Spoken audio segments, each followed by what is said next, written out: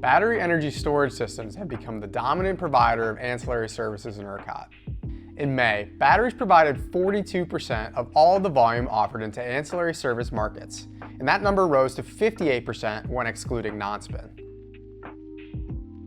And naturally, owners with the most installed rated power tend to offer the most volume. For example, Plus Power alone provided between 15 and 26% of all volume offered into the various ancillary services by batteries in May. But to understand the impact of batteries on prices, we also need to consider their offers. Let's look at the ERCOT Contingency Reserve Service, or ECRS. In May, some owners like Jupiter Power and Aypa Power offered volume into ECRS well below the clearing price.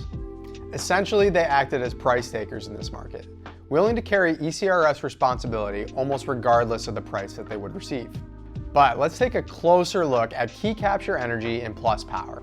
Between them, they made up 37% of battery offer volume in ECRS in May. Key Capture tended to offer in at lower prices, often very close to the market clearing price.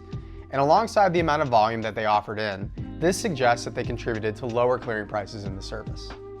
Plus Power's price distribution closely resembled that of the clearing price distribution, implying that they also often contributed to setting prices in the service.